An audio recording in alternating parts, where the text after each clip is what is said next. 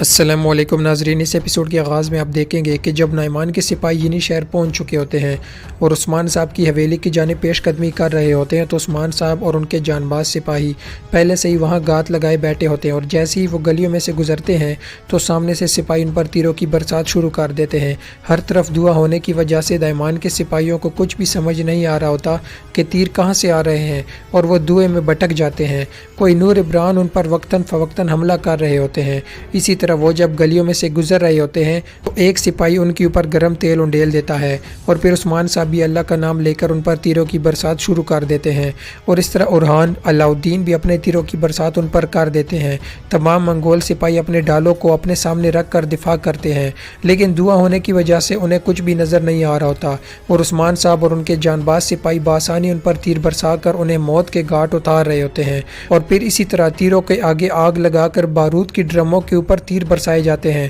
جس سے وہاں زوردار دھماکے ہوتے ہیں اور نعمان کے بہت سارے سپاہی اس دھماکے میں جہنم واصل ہو جاتے ہیں۔ اور اسی طرح دیواروں کو اور چھتوں پر پہلے سے ہی موجود کئی سپاہی ان پر آگ برسنا شروع کر دیتے ہیں، جس سے منگول سپاہی آگ میں جلنا شروع ہو جاتے ہیں اور وہ بالکل پسپا ہو رہے ہوتے ہیں۔ اور پھر عثمان صاحب نیچے آ جاتے ہیں اور اپنے سپاہیوں کا آواز دیتے ہیں تو ان کے سپاہی بھی باہر نکل آتے ہیں، اور پھر عثمان صاحب اور ان کے سپاہی اپنی تلواروں نکال کر اللہ کا نام لے کر منگولوں پر چڑھ دوڑتے ہیں، اور اس طرح منگولوں اور کئی سپاہیوں کے درمیان زبردست لڑائی کا آغاز ہوتا ہے، اور منگول سپاہی ہر طرف سے گھیرے جا چکے ہوتے ہیں اور وہ بہت ہی جلد جہنم واصل ہونا شروع ہو جاتے ہیں، اور اس طرح ان کے درمیان تھوڑی دیر لڑائی جاری رہتی ہے۔ عثمان صاحب اور ان کے جان باز سپاہی ایک ایک کر کے تمام منگول سپاہیوں کو جہنم واصل کر رہے ہوتے ہیں، اور وہ بہت جلد ہی تمام سپاہیوں کو جہنم واصل کر دیتے ہیں۔ سب کو موت کے گھاٹ اتار دینے کے بعد عثمان صاحب اپنی تلوار لہراتے ہوئے اللہ اکبر کا نعرہ بلند کرتے ہیں تو تمام سپاہی بھی اللہ اکبر کے شگاف نعرے بلند کرتے ہیں، اور پھر اورحان عثمان صاحب کے پاس آتا ہے اور کہتا ہے کہ حضور، ہم ان کے خلاف تو جیت گئے ہیں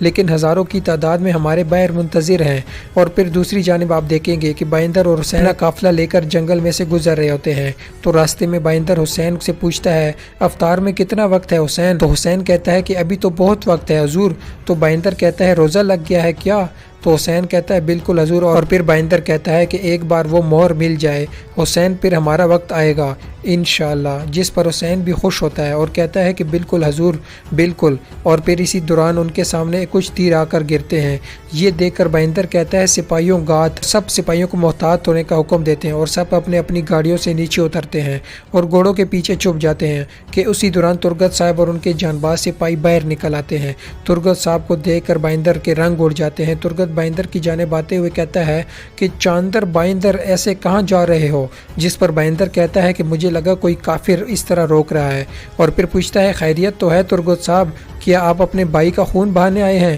تو ترگت کہتا ہے بھائی کا نہیں، غداروں کا خون بہانے آیا ہوں۔ یہ سنتے ہی بائندر کی آنکھیں کلی کی کلی رہ جاتی ہیں، اور پھر ترگت پوچھتا ہے تمہیں اندازہ نہیں تھا ہے نا؟ تمہیں لگا کہ اس غداری کا حساب نہیں ہوگا؟ یہ سنتے ہی بائندر سب کچھ سمجھ جاتا ہے اور پھر کہتا ہے میرے راستے سے ہٹ جاؤ، تم نے جو کہا میں معاف کر دوں گا۔ جس پر ترگت کہتا ہے یہ چالیں اب آپ کی کام نہیں آئیں گی، تمہارا راز پہلے ہی کھل چکا ہے، تم نعمان کے ساتھ ملے ہو، یہ پورا جہان جانتا ہے۔ یہ سن کر بائندر کہتا ہے تو عثمان ہمارے جال میں نہیں پھنسا ابھی تک؟ ترگت کہتا ہے ہاں، اور پھر بائندر اپنی تلوار میان سے نکالتا ہے تو بائندر کہتا ہے کہ میں ہتھیار ڈالنے والا نہیں ہوں۔ تو ترگت کہتا ہے مجھے نہیں لگتا یہ کوئی عقل مندی کا کام ہے۔ بائندر اور پھر ترگت صاحب کے سپاہی بائندر اور ان کے آدمیوں کی جانب بڑھتے ہیں تو ترگت کہتا ہے میں صرف ایک بار کہوں گا، یہاں سے آگے نہیں بڑھ سکتے، تم ہمارے قیدی اور تمہارا قافلہ ہمارا ہے۔ یہ سنتے ہی بائندر اپنی تلوار میان سے نکال لیتا ہے اور کہتا ہے یہ آسان نہیں ہوگا ترگت۔ تو ترگت بھی اپنی تلوار میان سے نکال لیتا ہے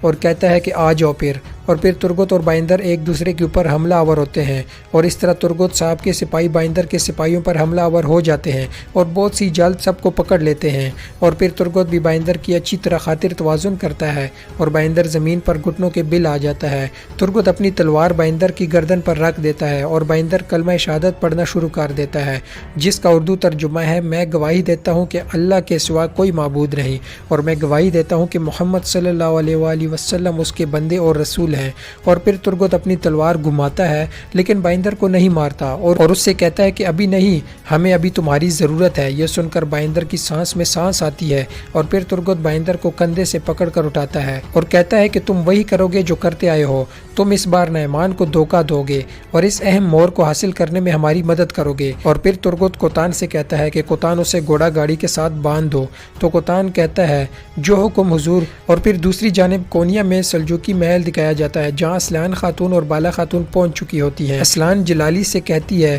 جلالی وزیر ساویلی کو تلاش کرو، تو جلالی اپنے سپاہیوں کو محل میں پھیلا دیتا ہے۔ اور پھر اسلان بالا سے کہتی ہیں کہ تب تک ہم اپنے بیٹے کو تلاش کریں گے۔ بالا خاتون کہتی ہیں چلو پھر، اور جیسے ہی تھوڑے آگے جاتے ہیں تو بالا اسلان سے کہتی ہیں کہ والدہ سلطان وزیر حویلی کو پہلے ہی معلوم تھا کہ ہم آ رہے ہیں، پھیل جائیں اور سلطان علاء الدین کو تلاش کریں۔ جس پر اسلان کہتی ہیں کہ یہ خطرناک کام ہے بالا خاتون، تو بالا کہتی ہیں ہمارے پاس کوئی اور چارہ نہیں، والدہ سلطان حویلی کو روکنے کا اختیار صرف سلطان علاء الدین کے پاس ہے۔ یہ سن کر اسلحان کہتی ہے کہ ٹھیک ہے، محتاط رہیں، اور پھر اسلحان علاء الدین کو ڈھونڈنے کے لیے اندر کی جانب روانہ ہو جاتی ہیں اور بالا خاتون باہر کی جانب روانہ ہو جاتی ہیں۔ اور پھر بالا کچھ ہی سپاہیوں کے ہمراہ جیسے ہی باہر برآمدے کی جانب آتی ہیں تو اس کے سامنے منگول سپاہی آ جاتے ہیں اور انہیں گھیر لیتے ہیں، جو کہ بڑی تعداد میں ہوتے ہیں، اور چاروں طرف سے بالا خاتون اور باقی سپاہیوں کو گھیر لیا جاتا ہے کہ اسی دوران اوپر سے وزیر حویلی بھی نیچے آ جاتا ہے اور ہنس کر بالا خاتون سے کہتا ہے کہ بالا خاتون کس کی نیت اور کس کی قسمت ہے،